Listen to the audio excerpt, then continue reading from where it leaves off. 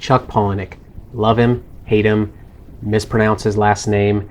He is responsible for bringing reading and books to a demographic, namely angry young men, who have historically only looked at reading as either homework, as proof that someone should be beat up, or in some cases, if you really want to bring in the emo tie-in, as what people do to their suicide notes.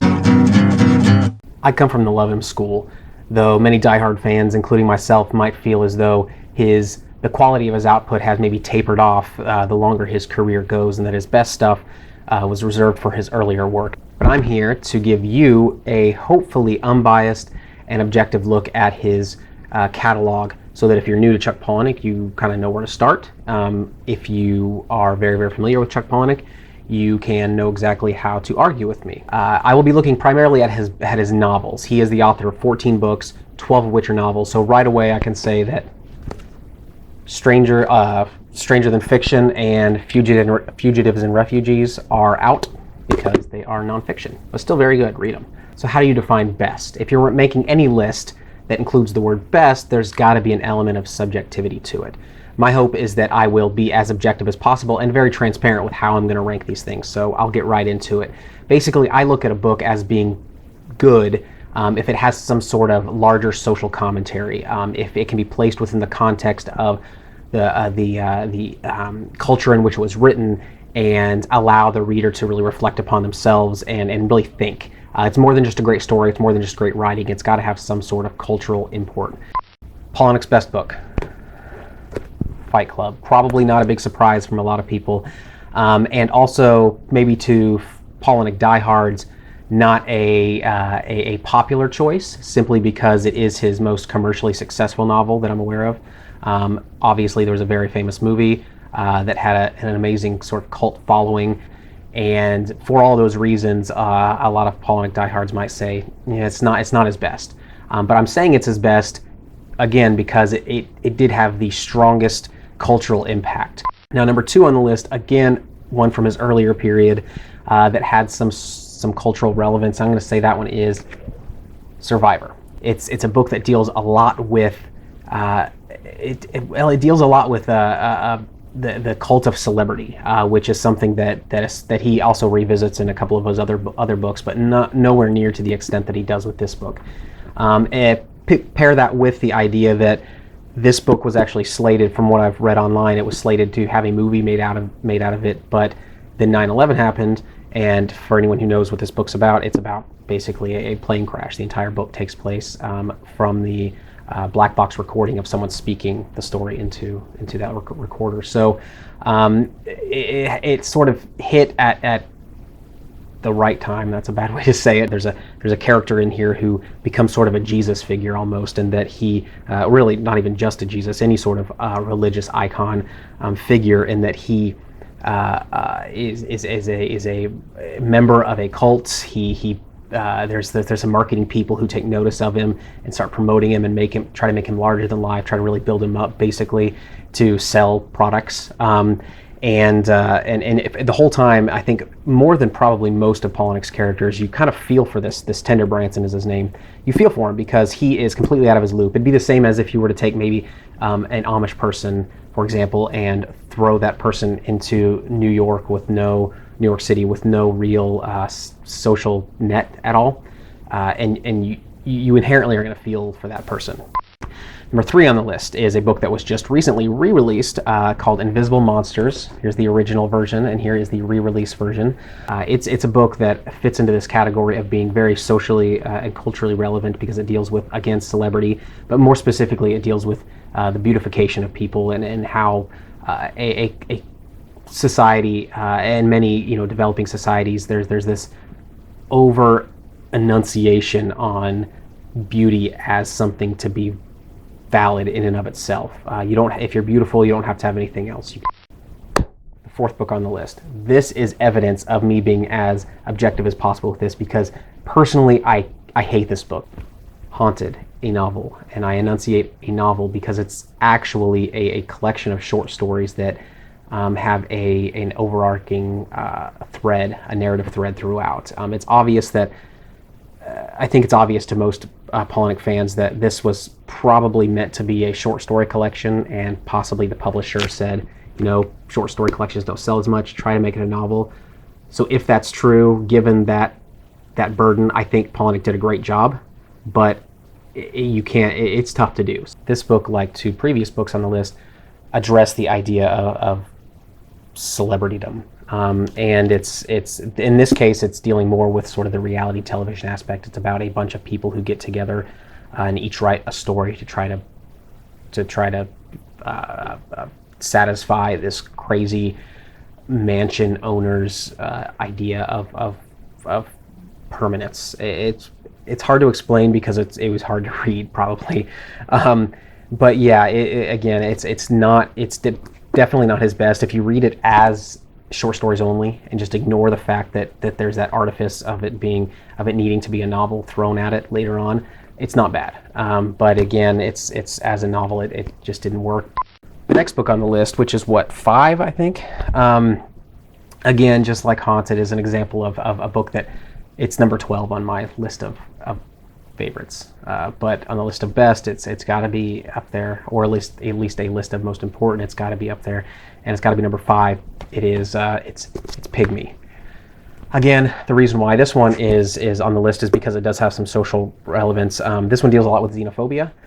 In this case, though, the xenophobia is actually warranted because the main character, the narrator, is in fact a terrorist. But it was released at the height of this fear of terrorism, and that word was being thrown about a lot. So it came at the right time. It's got some plot holes. It's very inaccessible. It's just not a great book. So that actually gets through the first half of the list, and that takes care of all the books that have some sort of wider relevance. Now we're going to get into the books that really don't have much of a social relevance, at least it's not very transparent. So really I'm basing the rest of these books on just the story itself. Number 6 on the list is Rant. And this pains me because Rant is actually one of my favorite Palahniuk novels. It's probably, if I wanted to make a list of favorites, it'd be maybe 4.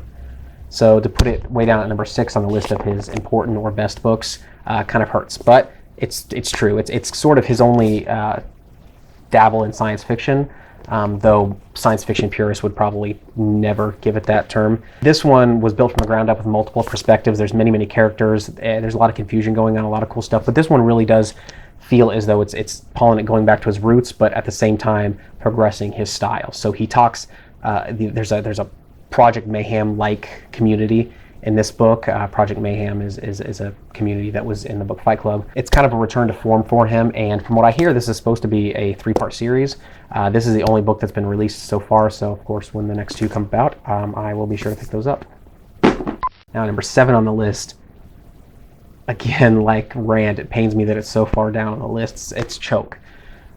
Choke didn't really have any sort of wider social relevance. That's why it's down. That's why it's not on the top of the list. It's just a really great story. There's a lot of weird characters and stuff that Palahniuk is famous for. It's just traditional great Palahniuk writing and storytelling. Number 8, Lullaby. Also one of my favorite books. This one I actually toyed with putting it into the top tier of books because there is something that speaks to a culture in a sense, but it's just not that. There's no real message behind it. It just kind of comments on it, and that's the idea that the power of language, that words can be very powerful. Words can be very, in this case, they can be deadly. It's a great book, definitely one worth picking up. It was inspired in part by Palahniuk's own father's death. So if you can, I think you can check out the Wikipedia page to learn more about that. So if you read it with that in mind, it definitely makes it a little bit more interesting. But even without that, it's still a great book. Number 9 on the list, Diary.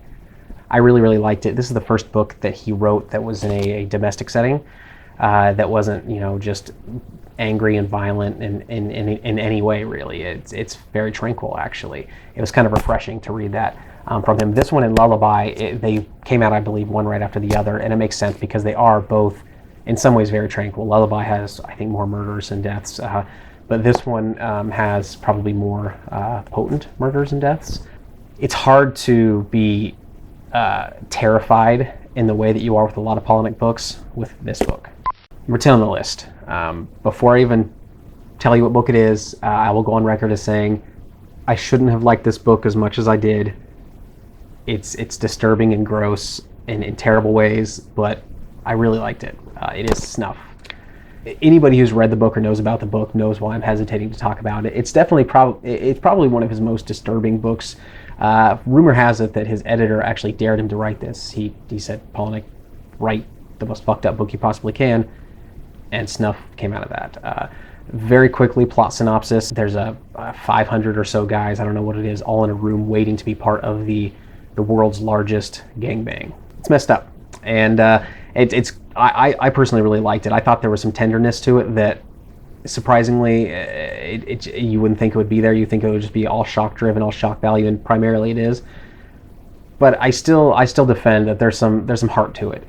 Number 11 on the list, Tell All. Probably his tamest novel. I liked it. I liked the writing. It reads to me as though it's a book that Palahniuk always kind of wanted to write, but didn't feel as though he could step outside his mold to write it. It's very reserved. It's about it deals a lot with the golden age of film of I think 1940s and 50s, maybe as early as 20s. I don't know all the references. Movie stars. This thing is littered with names of movie stars. It's kind of a straightforward story. The writing is still in Palahniuk fashion, but the story itself is fairly straightforward, more so than any of his other books. Number 12 on the list.